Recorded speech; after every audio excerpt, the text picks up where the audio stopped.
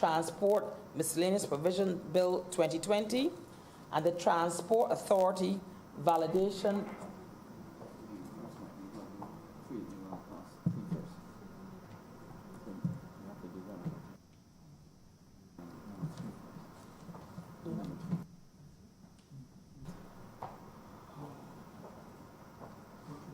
So, Mr. President, with that in mind, I beg to move that the Public Transport Miscellaneous Provisions Bill 2020 be read a second time. Yes, it is. I recognize Senator Franklin. Good morning, sir, and thank you very much for allowing me these few minutes. And I said few, I mean very few. You know, I was afraid that the government would have come here and do exactly what they just did. Try to invalidate something that cannot be validated. Try to validate something that cannot be validated. Sir, I'm speaking to the validation of bus fares. Bus fares were increased pursuant to an order made by the minister in the budget. Sir, a minister cannot raise bus fares in a budget. A budget is for taxes, where you can collect your tax.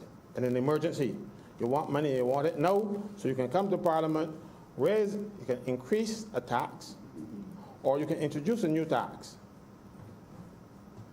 Bus fares are not taxes, so you cannot raise bus fares in a budget.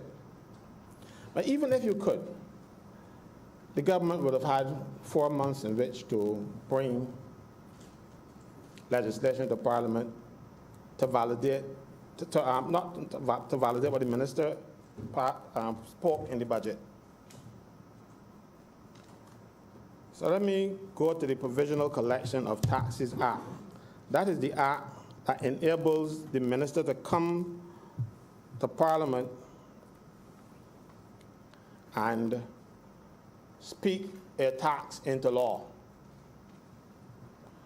If you look at the interpretation section of the Provisional Collection of Taxes Act, it says, tax includes all assessment, charges, duties, fees, rates, impositions, and other levies, however called, the proceeds of which are payable into the consolidated fund as part of the revenues of Barbados. I do not know if, at the end of the day, people who collect bus fares take them and pay them in the consolidated fund. That is the only way that this could be a tax, and this is the only way that it can be raised in the budget. What must be done, and I've seen it happen before, where the minister announces that there would have been a bus fare increase. Immediately after the budget, the order was laid in Parliament. So it wasn't actually raised in the budget. It was raised by the order that came immediately after the budget. He just announced it in the budget, let people know this is what we're going to do. But we have a situation here where where the minister, without necessarily checking the law, imposes an increase in bus fares. So that means that from April the 15th last year, the people in this country have been paying increased bus fares without any lawful authority. They have been collecting it. There has been no law in place that would have given the bus companies permission to collect bus fare. I ain't seen nobody marching up Broad Street talking about this, or marching up there talking about this. These are things that affect the backlash in this country, These are the poor people who pay bus fares. And I ain't seen nobody get up and march and complain about it. But we copy other people's, pick up people's fare wage when we got things to deal with in this country. We have a government out of control that is doing whatever it likes. without any restraint. And, well, of course, we know what that is. You are abusing your majority, and you are and you're doing whatever you like, and then they figure that you can pass a validation bill. You cannot validate this. It cannot be validated because, let me explain to you why.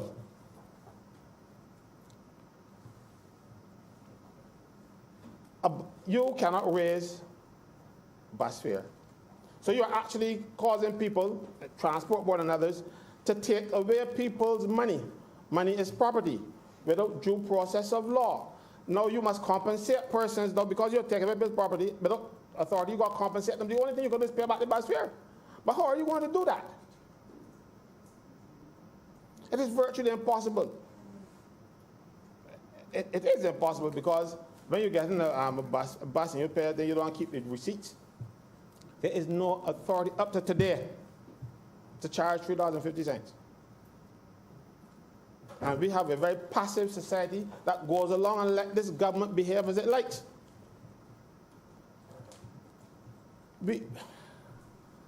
I am not questioning the will of the people of this country. They elected a government and they give them all the seats. But at the same time, you must recognize that you have an awesome responsibility to govern with wisdom. First, you must realize that when you are given this type of responsibility, you cannot abuse it. There's some saying about from whom much is given, much is expected. We do not expect the government to behave like this. You must apologize to the country for this, you know. You must apologize to everybody who has paid that additional $150 since April last year, and tell them, look, we're sorry we make a mistake. You don't come in here and just wave it over and say that you validate it. You cannot validate this. This is the legality. It must be, you must validate a tax. This is not a tax. The Provisional Collection of Taxes Act speaks only to taxes. The problem here, sir, is when people get into office, they must learn their craft. Yes. They must learn their craft. Then the biggest problem here too is, but the more major part is that you have civil servants who's supposed to advise the minister, but if they don't know, what happens? Because this should not have passed the civil service. This should never. And I know we had people like Algie Simmons, Carlisle Burton, Branson Cullimore, those stalwarts, Major Daniel, they're all passed. You know, who this would never have passed, Harcourt Lewis. But you know what's happening? People get jobs and come in at the top. And I will always blame the 1974 constitutional amendments because that gave the Prime Minister power to intervene in the appointment of senior civil servants. And as a result, we end up with a lot of political people who didn't learn their craft. They just got the job because they know somebody. And worse yet, and I know I can get Casper for this because I've said it before and I got Casper ready for it, and I can say it again. When the new government comes in, you remember a lot of those people were appointed by the last fellas. So even if you let them mistake, they let them make it. Because they think that their loyalty is to some political party. No, their loyalty is to Barbados. And they must give the best possible advice. Some heads should roll for this. The minister should find out who is responsible and deal with them. If this was a junior civil servant, I would be there at the Ministry of Public Service defending him all. Like, no, there would be some case against him.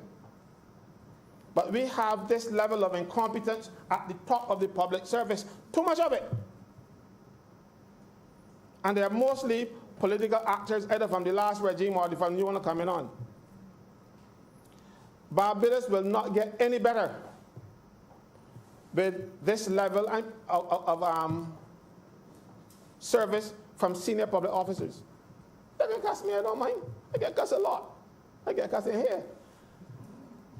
But I'll tell you, I ain't looking for no votes, so I can say these things. We need people who will be able to stand up. Look, in the Public Service Act, if a minister proposes to do something, the senior civil servant, the permanent secretary, is obliged by the act to tell the minister, no, you can't do that. And if the minister continues, he puts it in writing. That's what the act requires. Tell me of any one permanent secretary since this government came in that wrote something to the minister and said, minister, you can't do that. I know in the last administration, a very good permanent secretary, a good friend of mine, he had his leanings to the last administration too. But he told the minister, no, you can't do that. And she said, I want him gone. And the prime minister had to transfer him out of there because he was doing his job.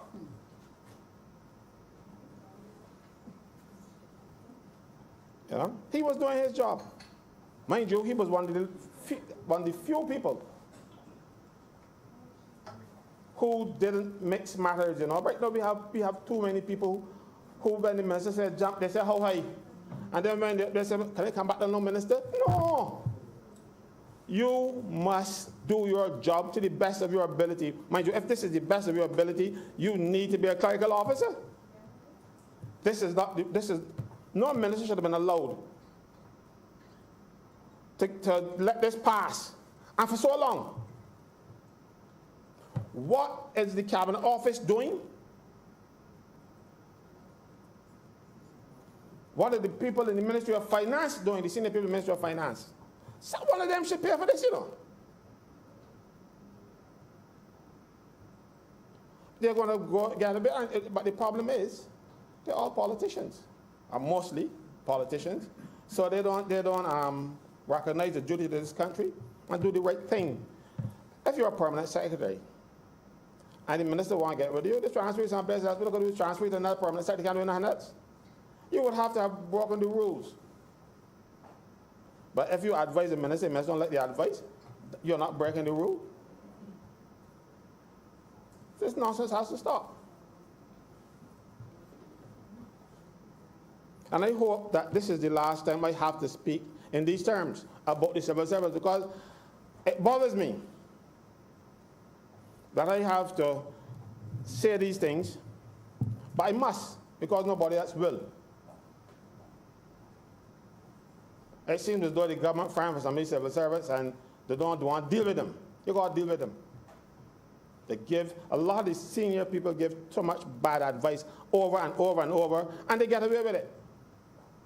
I will get to speak to some of that bad advice in another piece of legislation they see on the other places or the paper. So I'm going to save that for then. But so I don't know. I'm going to vote no about this validating something that is impossible to validate, impossible to make legal. The other bill that seeks to regulate the transport sector. Good luck.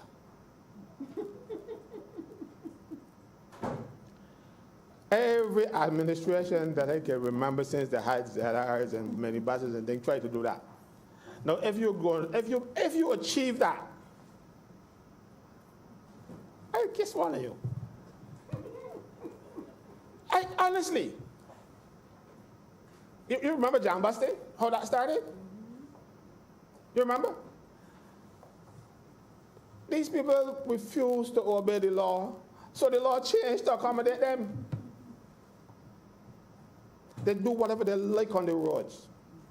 You're driving and behind them, and they're not full, so they pull in the middle of the road and drive at 10 kilometers per hour. And you dare not blow the horn because you fell to stop. So you can't pass at all. Something needs to be done with the sector. And I hear people say, oh, it is just a few too many. I know people who own minibuses and stuff, and they try to put some discipline in place, but in the end, the way you pay these people don't allow them to behave very well because you get paid in the dollar. So the more dollars you make, the more money you can make. So the fellas on the road like madmen, passing and corners, driving through traffic lights. Let me tell you something. If I come at the traffic lights there, so by Oxnard, come across from NCF onto the University Drive. When that light says go, you better not. You wait, because the fellas ain't stopping. Don't go yet. You wait. Don't look at the light. Look at the vehicles. I see it too often. I see it almost every day because I pass here almost on a daily basis. So we need, and I am grateful that the government will try to regulate them.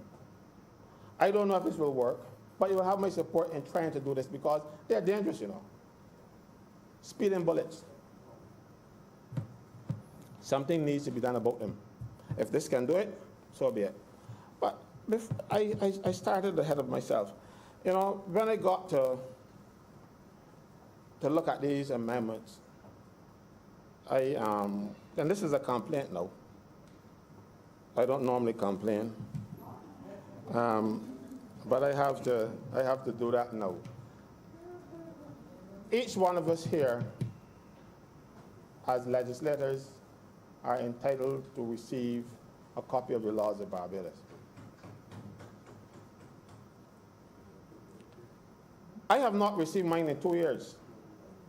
But I go on Parliament's website and I look to see when these bills come before me, see if I can use the information on the website, but sometimes they are not updated. Like, if I give an example, this miscellaneous provisions bill deletes section 106 of the Road Traffic Act. Yes, I realize that. And I saw what that is. I saw it on Parliament's website. But it also deletes 106A. It ain't there. And I don't have a copy of the laws that I can verify what 106 is. So I am going to vote to delete something I know by deleting it. So that's why you might have my support in principle, but I can't vote blindly. You've got to give me the tools to work with. I need the tools. I, for one, take my duties here very seriously, and I read the pieces of legislation that you send before me. I can't read them if I don't have any way of getting them. So that is my concern. But let me get back to some of the concerns in the transport sector. And I want to speak specifically, I don't know, you might say that I'm speaking for my members, but I have to do that. I have some members in the transport sector at the Transport Board. They are the only the only people who work for the government, but some of them, the drivers, that do not get pensions and gratuity. And every administration promised them that they will get a pension, they will work on it. I remember David Thompson having a meeting with them and promising these drivers that they will get pensions and gratuities like every other public officer. So far, they have gotten nothing. Pensions and gratuities have been reserved for the senior managers at the Transport Board. Well, at least some of the senior managers, because we have an instance where the last personal manager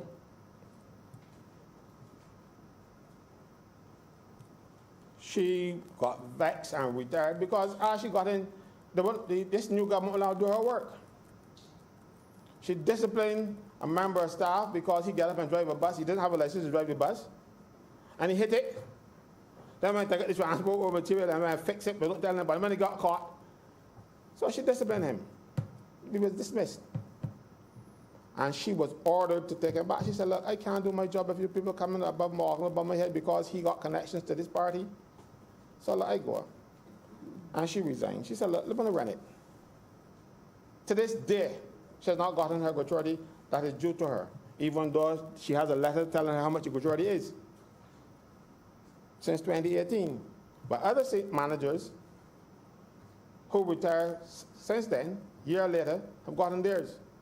It is unfair to this lady. Her sin is that she's a supporter of the Democratic Party all her life.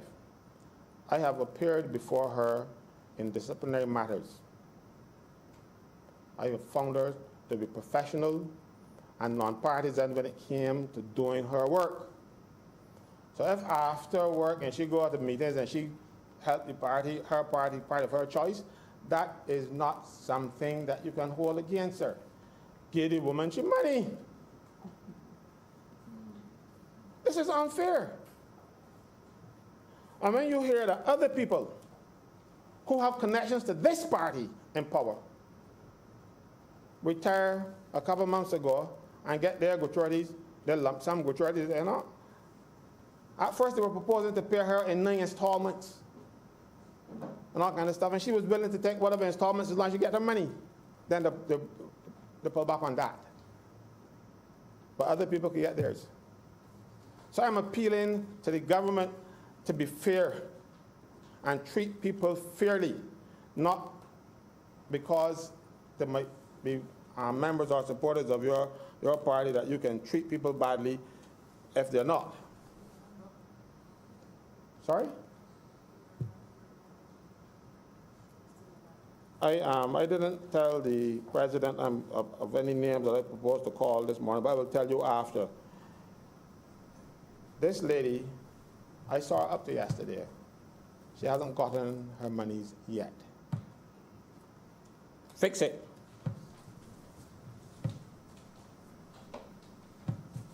There's one last thing I want to talk about, see? As I said, I'm only going to spend a few minutes, and I think a bit more over a few minutes.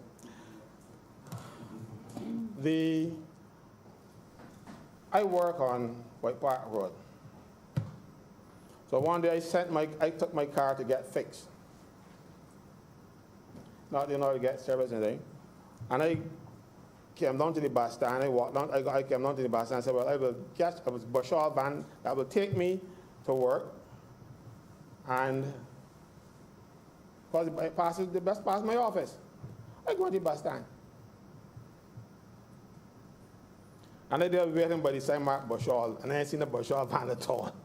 So I asked one of the attendants, what happened to the Bashar van? She told me, I'm talking about one of the persons who work for the transport authority in the bus stand. She told me, they don't come in here. They bypass the bus stand and go and park up by the park. And all kind of things and behaviors they like on the road. Because then, in order for me to get there, I had to leave the bus stand and walk up by the park, like I'm fit. Fix those things. These people are a law unto themselves, the behaviors they like. And you think the transport, if one of the staff members who call up the buses and tell which bus to come to and all kind of stuff, knows that the Bashar van is coming there, the heads know too. Fix it. I don't want to go into the myriad of complaints that you hear about the sector, because these are widespread and notorious. Everybody knows about them. And as I said, I wish the government good luck in regulating this thing, because they are dangerous. I see somebody send me a WhatsApp thing where a fellow passed on the inside, locking the body and getting out the other one, All these things, that something needs to be done. Mr. President, I thank you so much for allowing me to speak. Thank Thank you, Senator. I next recognize Senator Greenidge. Mr. President, I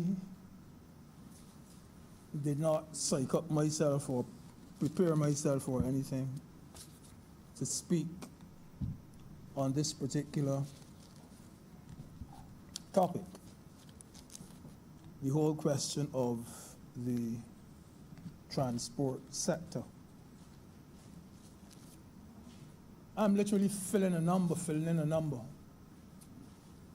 And I want to begin by saying that I do agree with Senator Moore that not all of those drivers who work in the sector, driving the ZRs, not all of them are bad, not all of them are reckless. And therefore, I wouldn't throw the blanket over the entire sector. But I do agree that some of what Senator Franklin has said definitely applies. The way in which they conduct themselves and the way in which they drive on the roads.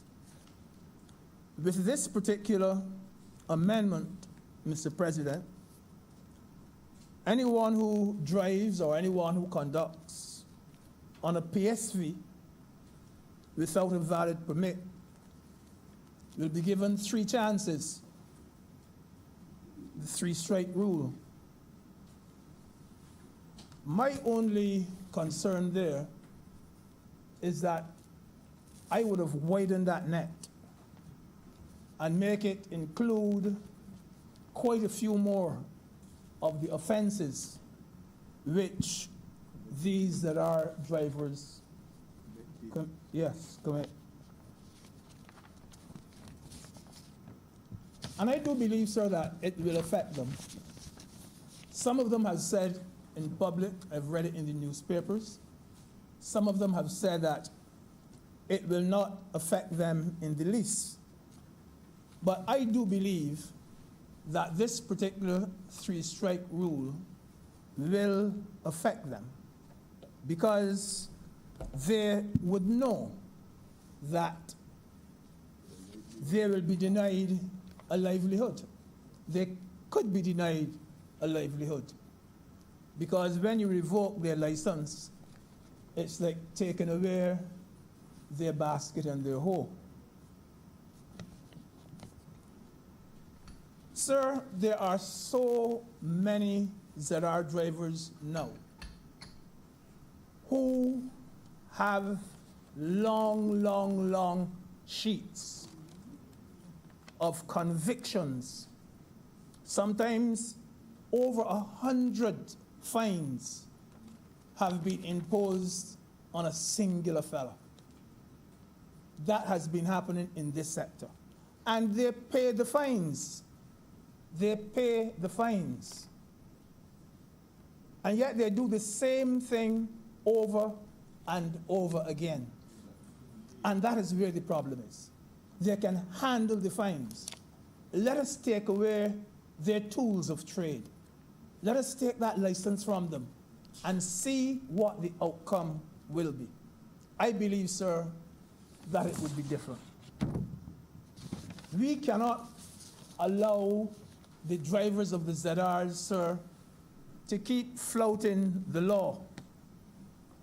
And therefore, I agree that we should try this system of a strike, a red card. We should use that system and let them know that you are serious. That particular sector has to be brought under control. We have to institute, Mr. President, different measures. You know, there's different strokes for different folks.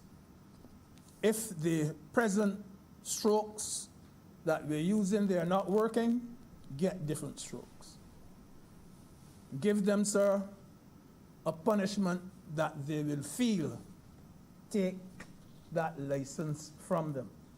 Forget the fine. Yes, they will get the 1, 2, but then don't give them a fine again. Something else. Sir, in football, and you commit a foul, you get a yellow card. But you know, the next time you commit a similar foul, you get a red one. And with that red card, I have seen many an offender brought to tears. Because you don't only get sent off, you also miss the next game or the next 2 games. And sometimes that is where the finals are. So you miss playing the finals. So it hurts. It does hurt when you give people the red card. And you'll recall too, sir, I know you used to follow athletics, that once upon a time, you had 2 chances when it came to beating that gun in races like the 100 meters. Remember Lidford Christie in Atlanta, he beat it once. And then he beat it the second time. Out goes you. Out goes you. He gone. Yes. So you get on your marks, you get set, and you beat. People even said that he did it deliberately because he was frightened for the opposition.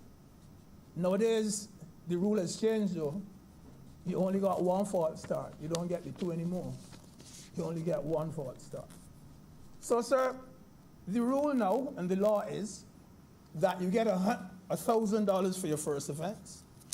You get $2,000 for your second offense, and you get revocation of your license for, out goes you, for the third offense. Remember though, that the way in which the law is framed, it does not necessarily mean that it is a permanent revocation. They never said it that way, because there is still hope that you could get your license back again, but at least it is revoked. And sir, Senator Franklin did hint at it when he spoke. A lot of the reason for a lot of what is happening in this sector on our roads is because the owners of these ZRs demand that they receive a certain amount of money per day. They say, well, $500 is mine every day.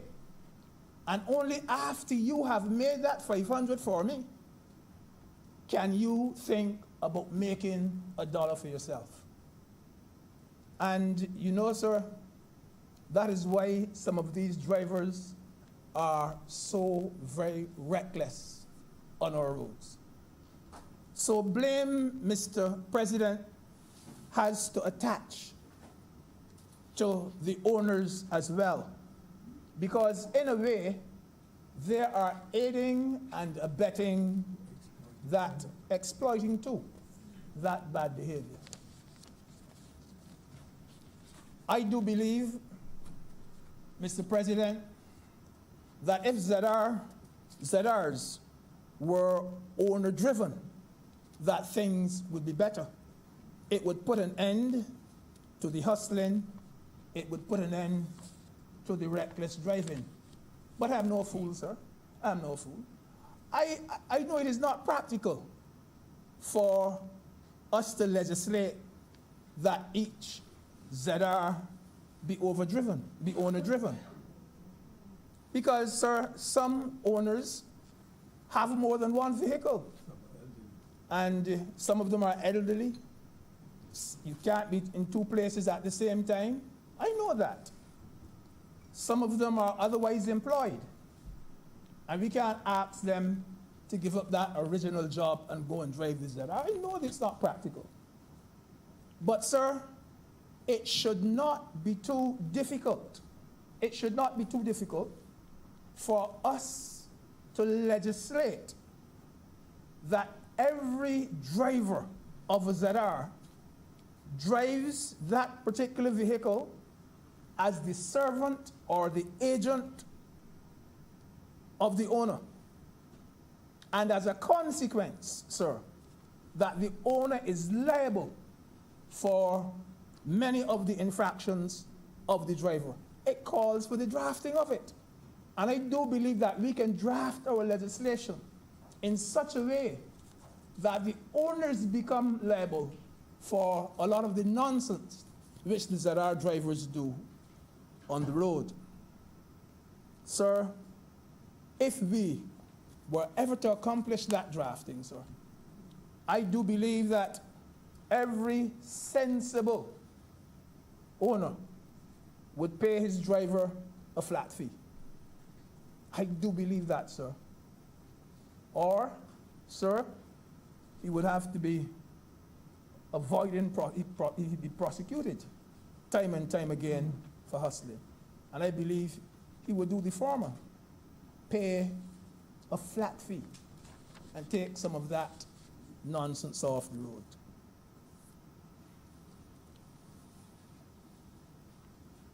About 2 months, less than that, ago, I read where someone was interviewing a ZR driver at the river terminal.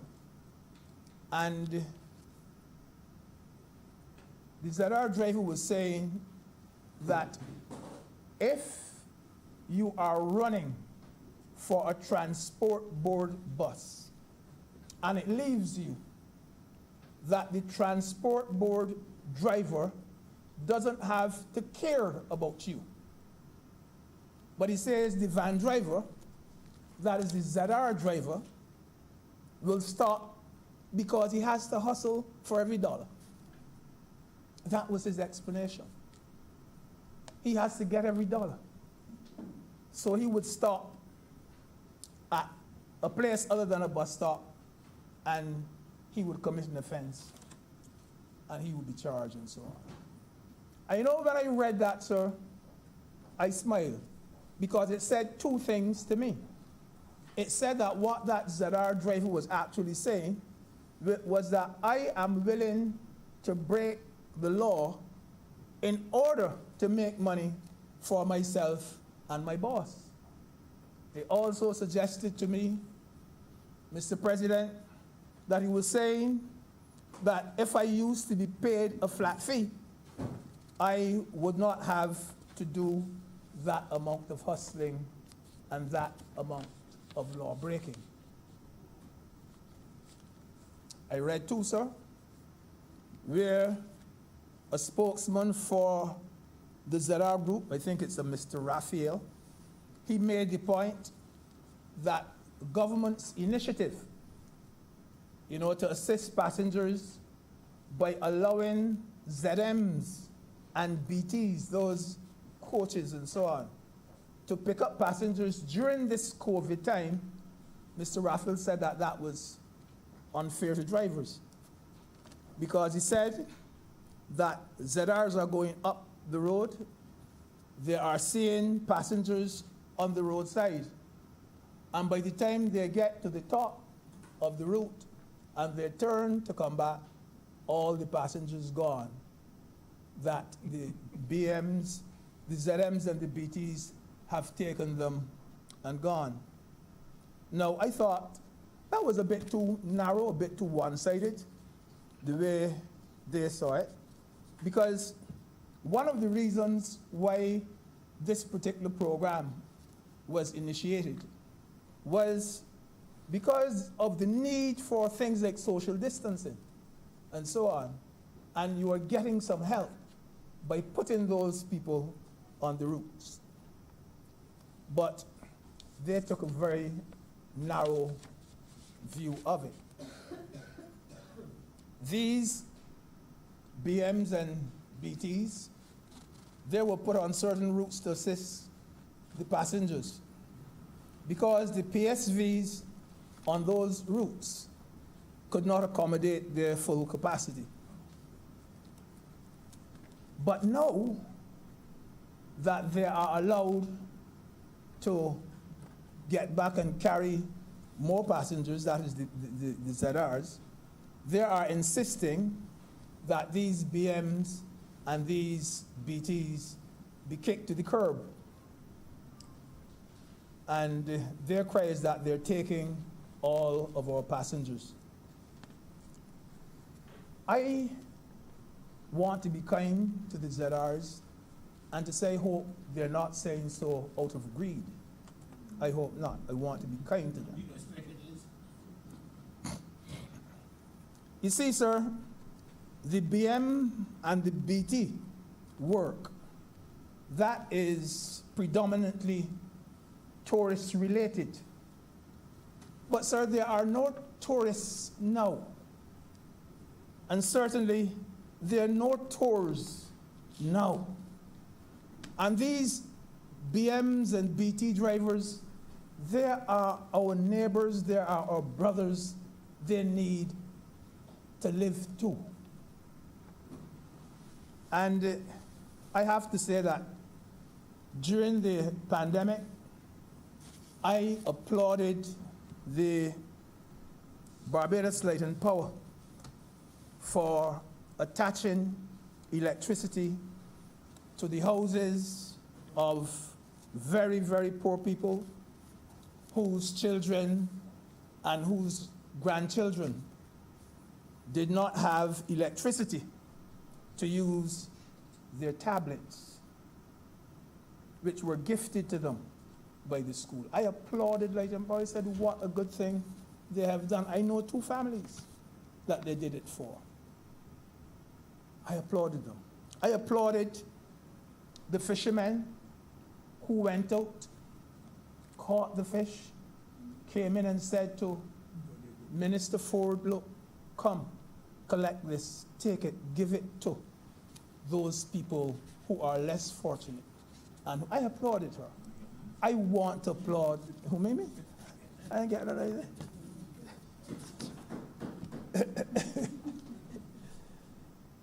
I want to tell the ZRs, I would like to applaud them too. Because this is a time that it doesn't call for being selfish. It's not a time for us to have a lot of division. And I think that they should be, and they can, welcome those persons, the BMs and the BTs, on the same route. And no, look, I am helping these people to exist. I'm helping them to make a living. I heard the Tsar very often during the COVID, he said he saw full minibuses still operating in spite of the restrictions which have been put on them. He said he saw drivers driving without masks. When the bus is empty, of course you can take off your mask.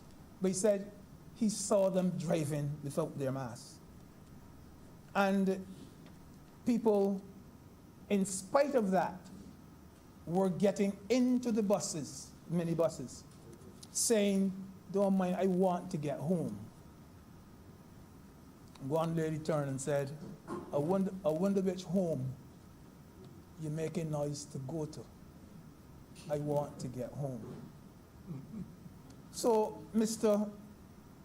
President, I, like Senator Moore, as I said, do believe that every one of them isn't bad, reckless, and in spite of 1 or 2 things I might have said which may appear to be a bit harsh on them, I still wish them all the best.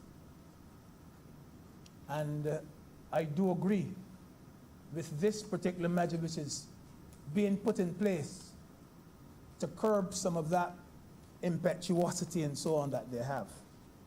And so, sir, I have no objection whatsoever to this 3-strike rule under the Public Transport Miscellaneous Provisions Act 2020. I'm obliged to you, sir. Thank Senator Grant, it's now your chance. Thank you, Mr. President. I really had no intention of speaking in this debate. I really thought that this was a very simple debate dealing with the issue related to the increase in bus fares and with respect to the amendments which deal with more relating to regulations of, or regulating of the public transport. But I could not, sir. I really could not sit here and listen to certain comments being made and not get up and respond. And I have to say, sir, that I've come to realize in this chamber that if it is a discussion related to medicine, that Senator Franklin is, based on what he says, the knowledgeable voice and knows more about medicine than the medical doctors in the chamber. If it is about elements related to customs, he is an expert on that.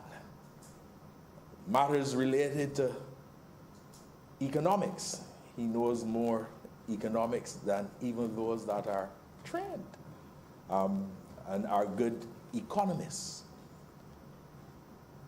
If it relates, sir, to law, he knows more law than those who are practicing at the bar, sir, and have been doing that for many years. And of course, far more than me with a simple law degree. He reminds me of my going to school at the Lord's School.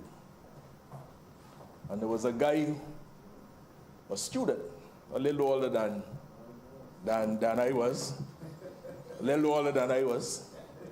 And on every subject, sir, every subject, he knew it. He knew it all. And so we called him Know the Most. Senator Dr. Rogers would know because he too is from the Lodge School. Sir, it is simply not possible for one person to know it all. At least, in my view, humanly possible for one person to know it all. But what I want to do is to challenge Senator Franklin that if he does know it all, then share with us always the way that we do things and the way that we need to get things done so that we can advance the policies that are being put in place. Not to simply say, no, you can't do it, so it can't happen this way. I fear that the government, they can do it like this. I know this is the wrong way. But never offering advice and never willing to give that support to be able to achieve the policy objective that the government has. So I want to trespass on in the province of Senator Dr. Holder and Senator Dr. Rogers. And I want to reflect, and I asked her for the clerk to bring this book to me. And I went, sir, to page 555 of this book. I believe it's page 555. Yes, in the book. Yes, no, I can come to that. No, I can come to that. I'm going to come to that. No, the page in the book, I can make sure. The page in the book is page 550.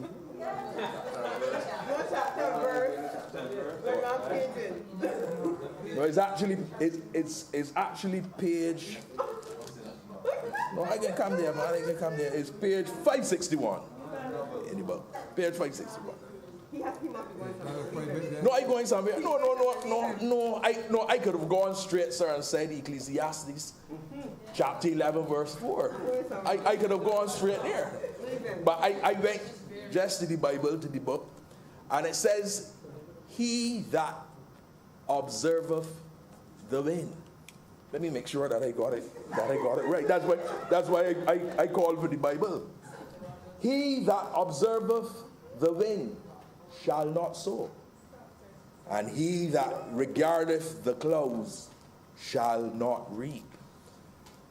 And I interpret that, and I'm asking Senator Holden, Senator Dr. Holden, and Senator Dr. Rogers, they will help me. Because my interpretation of that is that it reflects on an individual who is waiting for the perfection, the right time to sow, and looking at the wind, and if it's coming from the right direction or the wrong direction, and having his seed, probably, sir, staying in the barn and never going out in the field, sir, never planting. And you know, it is said that you reap what you sow. So that individual does not have the capacity to reap because they never sow, because they're looking, sir, for perfection. And the point that I'm making, sir, is that if you are looking for perfection, you may not get things done, and opportunities will pass you by. Sir, we exist in an environment where there's not a lot of time to waste. In fact, people will tell you that a minute lost is lost forever. Time lost is lost forever. And I accept, sir, that government will not always get things right. But, sir, we have to action things. And I think it is somewhat unfair for Senator Franklin to say that the government is out of control, doing whatever it likes. And I say that that is unfair, sir, because I do not believe that anyone can criticize this Barbados Labour Party government for consultation. There's been consultation on everything, consultation continuously, and Senator Franklin has been involved as well in some of the consultations. Because, sir, the government recognizes that in dealing with the critical issues that exist, that you do have to discuss with stakeholders and discuss with partners. And I do believe that the government has indicated, while there will be consultation, that the government will govern when it is required to govern. So I could not sit, sir, and allow Senator Franklin to make those kinds of remarks which are not accurate, which are not fair, and which reflect something that is totally untrue as it relates to the manner in which this government has been functioning. And I wanted, sir, to state that clearly. As it relates to validations, sir, I remember, sir, between 2003 and 2008, being in the Senate. At that time, sir, I was Parliamentary Secretary in the Ministry of Tourism and International Transport. I remember well, then a Senator Frondell Stewart speaking to issues of validation, how many validation bills had come to the Senate. Sir, you know, it was very interesting for me to observe that between the period 2008 and 2018, there were a number of validation bills which came to Parliament. And the point that I'm making is that the validation bills came not because there's any desire at the outset to not facilitate precisely what is required within the law and the legislation, but there's so much that is happening that governments do have, sir, to come to Parliament at times with validation bills. Of course, it would be a good and glorious thing if that never had to be done. But the reality of how we function and how we exist it is that we do have at times to bring validation bills before the Parliament. So, sir, I needed to get those sentiments off my chest, as it were. And I will now speak very briefly to the two bills that are before us. And I want to say, sir, that I give my full support to these bills. Of course, the issue of the increase in bus fare, that is something that has been settled before, and law-abiding citizens are continuing to pay the bus fare. We understand the issue of the bus fare, and I think that persons have settled down, and we are not hearing any major comments in relation to that. But I want to spend just a few minutes, sir, speaking to the ZR culture that exists in Barbados. And I want to support the comments of the Deputy President of the Senate. ZR workers every day are on the road hustling. They are hustling to make a dollar. And I'm not in any way, sir, condoning the manner in which they function on the road, because, you know, sir, I have to admit that as I get a little older, I am a little less tolerant.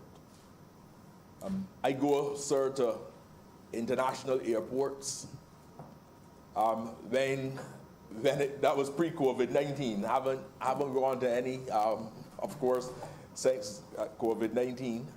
But pre-COVID-19, and I see signs up, no use of cellular phones. And then I look around and I see a lot of people using cellular phones. And I must confess that I can't understand that if the rule is no use of cellular phones, why people are using the cellular phones. So I tend, sir, just to follow the rules as best I can. Don't for a second, sir, believe that I am perfect. I certainly am not, and I wouldn't want to convey that impression. But I do believe that the ZR workers and the drivers, they have to adhere to the law. But I also recognize that they have to live, they have to survive, they have to take care of their families. And they're forced every day they go out on the road to bring in a designated amount of money to the owner. They're required to bring X amount of dollars, no matter what happens. And they have to give that owner first that money. And they have to pay for the diesel, for the vehicle, out of the money they make. And then what is left is theirs. And I wonder, sir, if we shouldn't look at a more humanitarian type of approach, and where there could be a combination of giving a salary amount and a commission amount as well, to allow them the ability and the opportunity to get a basic income, but at the same time to be able to earn a commission on an excess amount. And like I said, sir, I'm not condoning how they function and how they behave, but I recognize that it is about survival. It's about the ability to be able to take care of themselves and to take care of their families. And that is something, sir, that I hope that we can have some discussion about. I also think, sir, that we have to examine those persons who are ZR workers and the ZR drivers. And you know, sometimes, sir, we in this chamber, we assess and evaluate things based on our own position in life, our own level of education. In fact, sometimes, and I think, sir, sometimes why we believe that some comments coming from individuals, even some in leadership positions globally, are outrageous, is that they conflict with our own rational and logical thinking. But, sir, everyone is not like that. everyone does not think in a logical and a rational kind of way, and there are some people who are more moved by emotions than moved by the reality of a situation and moved by reasonableness. Sir, you know, I was recently in a meeting, and there was an individual who expressed concern about a particular issue, and you could see the emotion because the issue was impacting on him. And I think, sir, that we have to give consideration in terms of the subculture that exists and how do we deal with that subculture. And I recognize, sir, that I am now in my young old age. No, my young old age.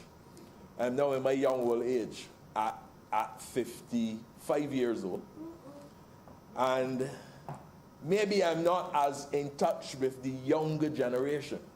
I mean, I walk around and I see fellas sometimes, sir, and I support people having, you know, whatever dress and thing that they like, how the clothing, the new styles and all of that. I see fellas walking, sir, with the pants close to the knees, man. I mean, or trying to walk, yeah. I mean, I can't understand. I must say that it's difficult for me to comprehend, but that is the style. That is, so I don't have an issue with that. But I've said in this chamber before that I believe that there's certain basic principles that have to remain the same. And maybe, sir, we have not done a good job of educating the young. Maybe we have not passed on to them in the way that we should the good values that need to exist in the society. Maybe we ourselves have been caught up in this, what some will term as a rat race for survival. And maybe, sir, we have to use an opportunity such as this. And when I say such as this, I speak, sir, of the COVID-19 environment, to really do what Senator Dr. Rogers would have said in the previous debate and reset, and really look at all of the elements of our society that we need to reset and we need to make better. I'm going to end, sir, by suggesting that while it is good that we have the legislation in place, we have to ensure that the provisions are properly enforced. Very often, we speak about matters and we bring legislation and the legislation is passed and people function in a manner as if the legislation never really existed. And if we are going to help to change the subculture, then one element of it does require that there is enforceability of the legislation. Sir, with those very few words, I'm obliged to you. Senator Moore? Mr. President, I beg to move that we adjourn to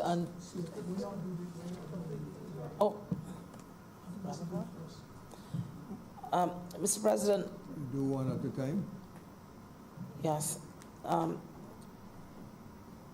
beg to move that the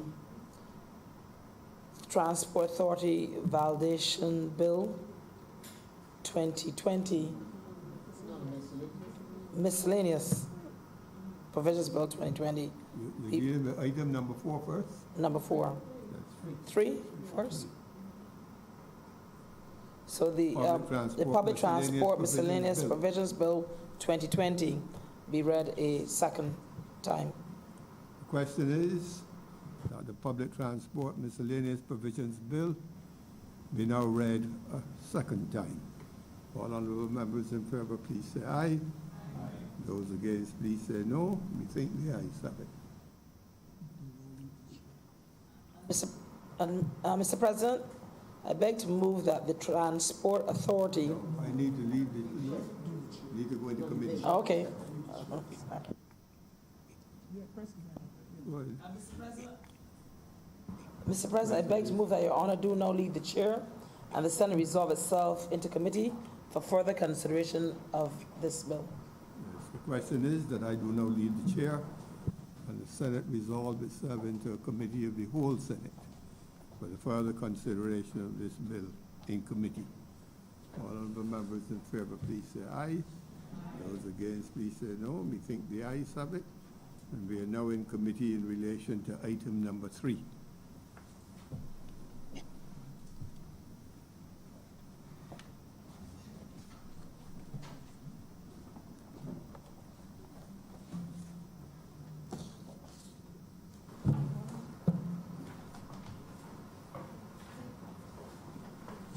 Elijah, ready? The Senate is now in committee.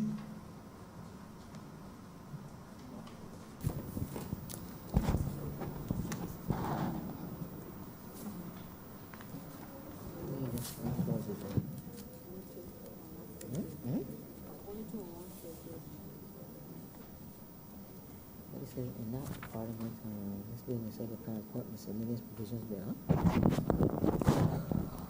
Clause 1. Mr. Chairman, I beg to move that clause 1 stand part. The question is that clause 1 stand part. Honorable senators in favor, please say aye.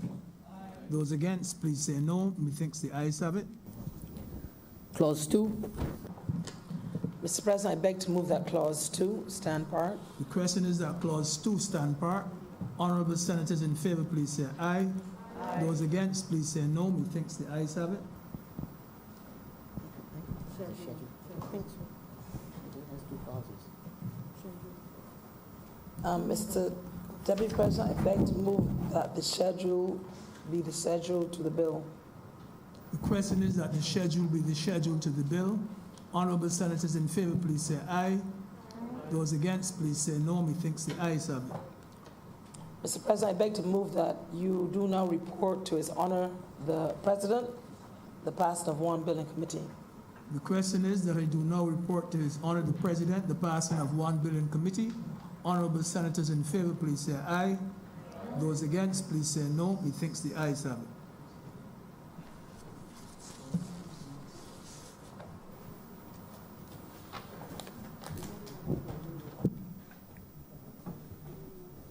The chairman has reported to me the passage of the bill under consideration in committee.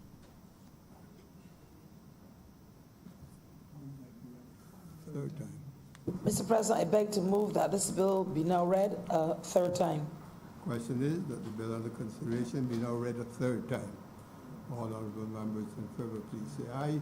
Aye. Those against, please say no. We think the ayes have it. Do no pass.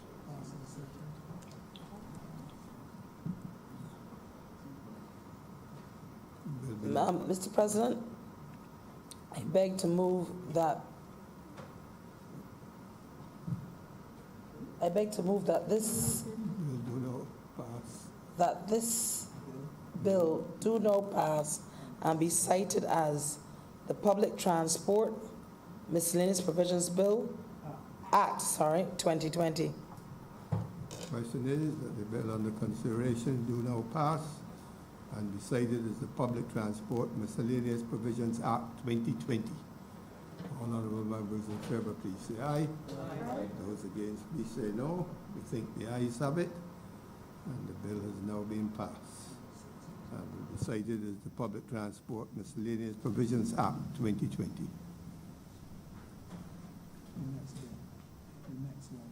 Next one.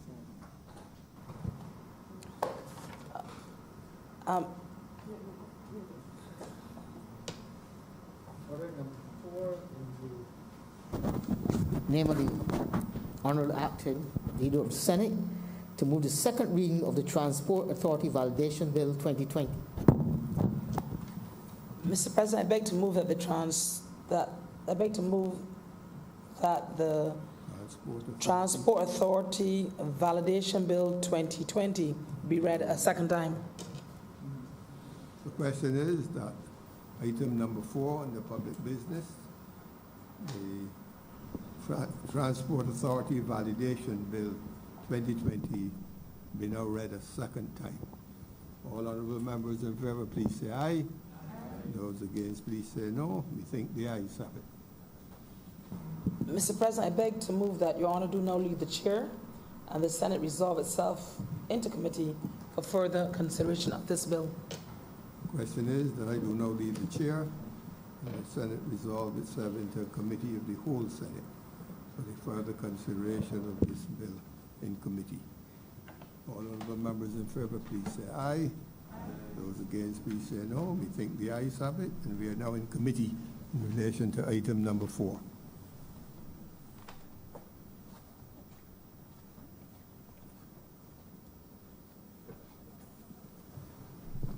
Senate is now in committee. Clause 1. Mr. Chairman, I beg to move that Clause 1 stand part. The question is that Clause 1 stand part. Honorable Senators in favor, please say aye. Those against, please say no. Methinks the ayes have it. Clause 2. Mr. Chairman, I beg to move that Clause 2 stand part. The question is that Clause 2 stand part. Honorable Senators in favor, please say aye. Those against, please say no. Methinks the ayes have it.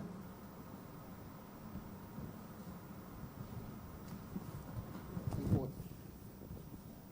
Mr. President? Mr. Chairman. Oh, sorry, Mr. Chairman. Mr. Chairman, I beg to move that you do no report to His Honor the President the passage of one bill in committee. The question is that I do now report to His Honor the President the passing of one bill in committee. Honorable members in favor, please say aye. Those against, please say no. Methinks the ayes have it.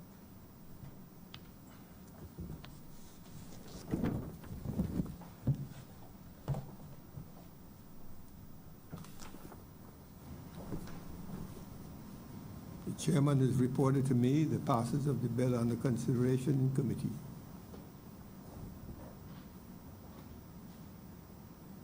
Mr. President, I beg to move that this bill now be read a third time. Question is that the bill under consideration be now read a third time.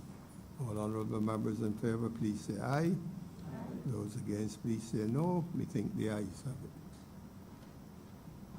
Mr. President, I beg to move that this bill do now pass and be cited as the Transport Authority Validation Act 2020. Question is that the bill under consideration do now pass and be so cited. All honorable members in favor, please say aye. Those against, please say no. We think No. Divide. the division has been called for. Mr. Clark, will you please take the vote of each and every member?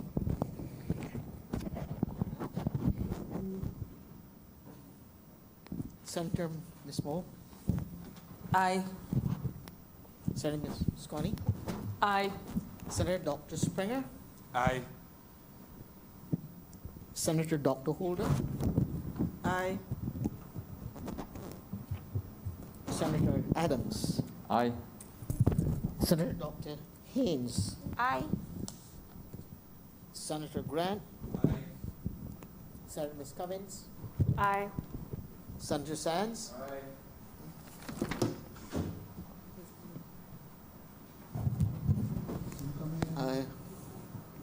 Your Honor. Senator Village. Aye. Senator Franklin. No. Senator Ms. Riggs. No. Senator Wiggins. Ms. Wiggins. Aye. Senator Dr. Rogers. Abstain.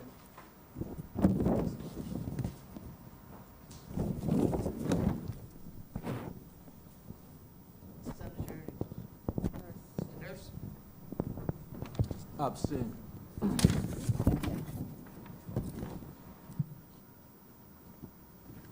Senator Dr. Leonard.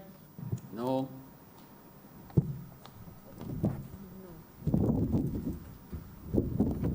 Senator State. No.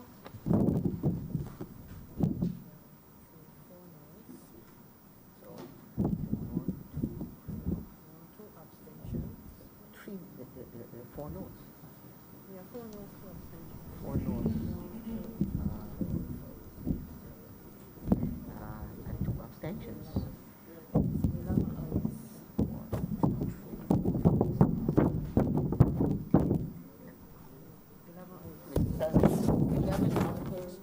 honorable senators voted aye. 4 honorable senators voted no. And there were 2 abstentions.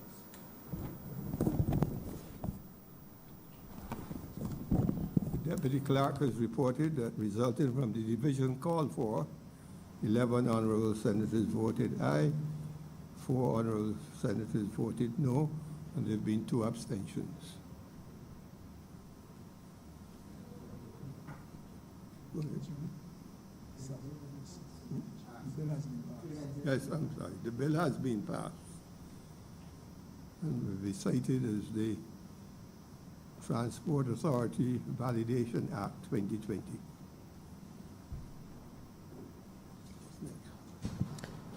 Mr. President, I beg to move that this sit-in be suspended until 2:30.